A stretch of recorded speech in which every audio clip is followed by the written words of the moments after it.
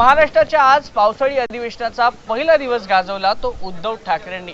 सुरुवातीला चंद्रकांत पाटील आणि मग देवेंद्र फडणवीसांसोबत लिफ्ट मधला प्रवास, यामुळे आता सर्व राजकीय वर्तुळात तर्कवितर्कांना उधाण आलेले आहेत। आपल्यासोबत शिवसेना उद्धव बाळासाहेब ठाकरे गटाचे दोन ज्येष्ठ आमदार आहेत, त्यांच्याशी बातचीत करून जाणून घेऊया की नेमकं हे कसले संकेत आहेत। प्रभू साहेब, नेमकं हे काय संकेत म्हणायचे? असं आहे की विधानसभेच्या आवारात आज पावसाळी अधिवेशन आहे आणि या सरकारचं निरोपाचं अधिवेशन आहे, तर त्यामुळे योगायोग असेल।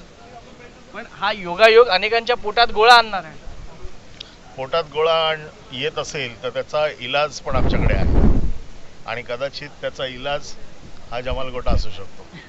पण अनेक जण असं म्हणतात की 2024ला म्हणजे जे 2014ला होतं ते दिलजमाई पुन्हा एकदा होऊ शकते, कारण का भाजपचा जो परफॉर्मन्स राहिलेला आहे तो खालच्या पातळीवरचा राहिलेला आहे आणि त्यामुळेच आता उद्धव ठाकरेंची आठवण येऊ लागली।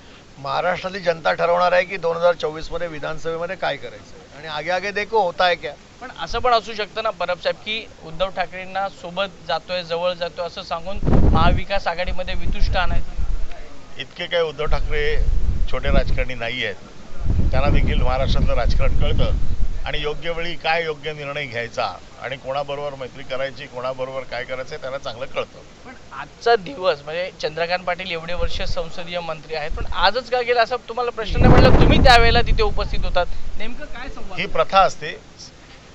संसदीय कार्यमंत्री मी देखील होतो आणि अधिवेशनाच्या पहिल्या दिवशी विरोधी पक्षनेत्यांना जाऊन भेटणं, मी देखील देवेंद्र फडणवीसांना भेटत होतो आणि विरोधी पक्षनेत्यांना जाऊन भेटणं, विरोधी पक्षनेते अजितदादांना भेटायचो मी त्यावेळेला आणि विरोधी पक्षनेत्यांना जाऊन भेटणं आणि त्यांना पुष्पगुच्छ देणं ही एक प्रथा आहे आणि त्या प्रथेप्रमाणे संसदीय कार्यमंत्री आज आले होते। तुम्हाला शुभेच्छा। त्याच वेळेला तिकडे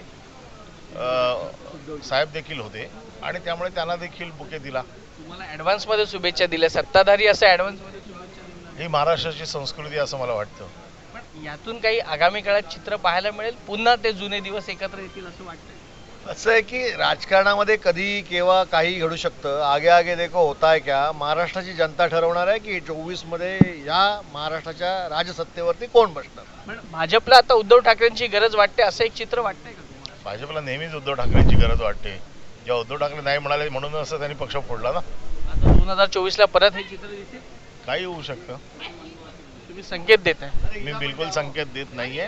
राजकारणात आतापर्यंतच्या या देशाच्या राजकारणात तुम्ही बघितलेलं आहे, बऱ्याच घडामोडी घडलेल्या आहेत, परंतु मला असं वाटतं की उद्धव साहेब फार परिपक्व राजकारणी आहेत। ते सगळा कुठलाही निर्णय घेताना फार विचार करून निर्णय घेतात। धन्यवाद आमच्याशी बातचीत केल्याबद्दल। तर सुनील प्रभू म्हणतात आगे आगे देखो होता है क्या, तर दुसरीकडे अनिल परब म्हणतात की राजकारणात कधीही काही होऊ शकतं, त्यामुळे हे संकेत नेमकं कसं म्हणायचं हा देखील इकडे प्रश्न उपस्थित होतो। कॅमेरामॅन कदमसह वैभव परब, एबीपी माझा, मुंबई। एबीपी माझा, उघडा डोळे बघा नीट।